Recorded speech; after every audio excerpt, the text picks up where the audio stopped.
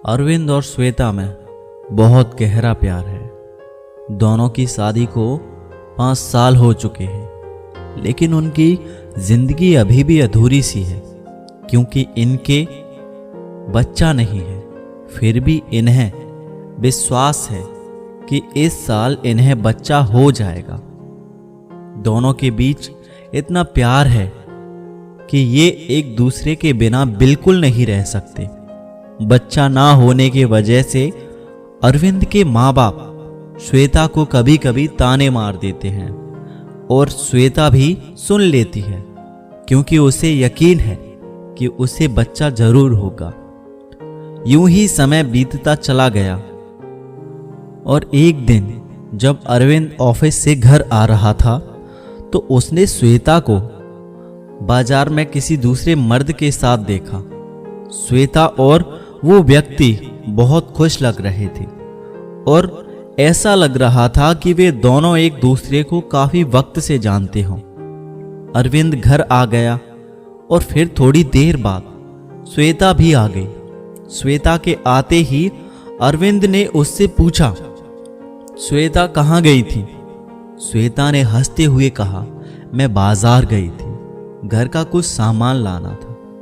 ये सुनकर अरविंद को थोड़ा गुस्सा आया, लेकिन उसने श्वेता को कुछ नहीं कहा।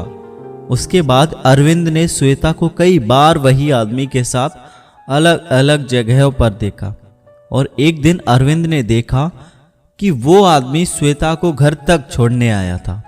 श्वेता उसके साथ बहुत खुश लग रही थी। उस व्यक्ति ने घर के बाहर छोड़ा और फिर चला गया। अरविंद का दिल बहुत दुख रहा था, लेकिन श्वेता को खो देने के डर से उसने उसे कुछ नहीं बोला।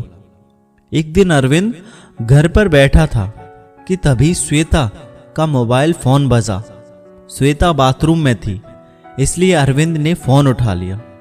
फोन उठाते ही दूसरी तरफ से आवाज आई, हेलो अरविंद, मैं थोड़ी देर में घर आ रहा हूं, कुछ जरूरी बात करनी है।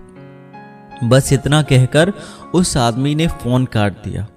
जब अरविंद ये सोचने लगा कि उस आदमी को उसका नाम कैसे पता, अरविंद के दिमाग में कई तरह के ख्याल आ रहे थे। अरविंद को लगा कि शायद ये वो आदमी है जिसके साथ श्वेता अक्सर घूमती है।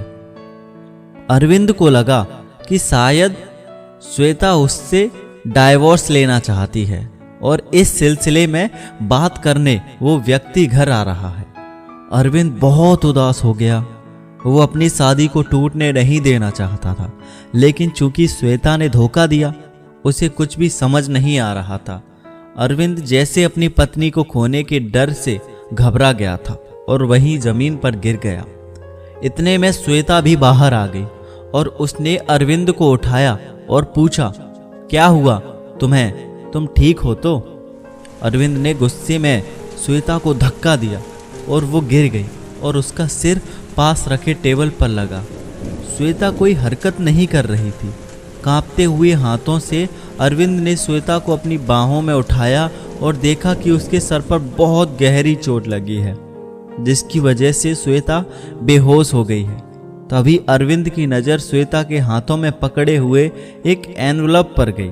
उसने एनवलप खोला तो उसमें लिखा था, डियर अरविंद, मैं तुम्हें कई दिनों से बताना चाहती थी, लेकिन सोचा कि तुम्हें सरप्राइज दूं। मैं पिछले कुछ दिनों से अपने इलाज के लिए एक डॉक्टर के पास गई थी और वो डॉक्टर मेरा वही कजिन था जो बचपन में फॉरेन चला गया था।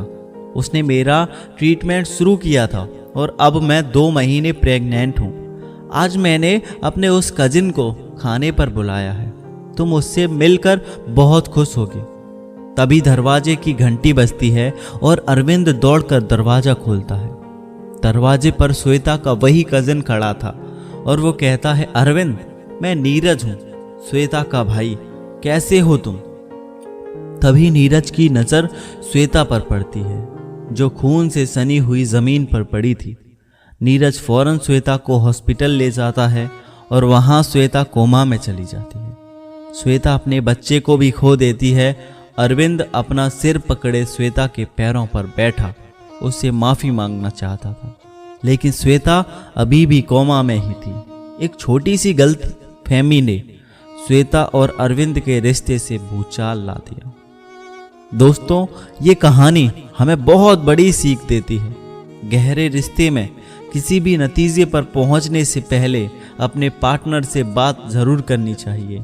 खामियां हम सब में होती हैं, लेकिन अपने पार्टनर्स पर इल्ज़ाम लगाने से पहले अच्छे से जांच लें और सबसे ज़रूरी उससे खुलकर बात करें। आप जो देखते हैं या सुनते हैं वो ज़रूरी नहीं कि सच हो। दोस्तों, अगर ये हिंदी स्टोरी आपके दिल को टच की हो तो कमेंट में अपनी प्रतिक्रिया ज़रूर दें। हमें खुशी होगी आपके विचार सुनकर और आपसे अपने कुछ विचार शेयर करके। वीडियो अगर अच्छी लगी हो तो प्लीज़ दोस्तों चैनल को सब्सक्राइब जरूर कीजिएगा, क्योंकि हम बहुत जल्द एक बहुत बड़े माइलस्टोन पर पहुंचने वाले हैं। तो प्लीज़ चैनल को सब्सक्राइब करके बगल में घंटी पर टच करके आल पर टच जरूर करना।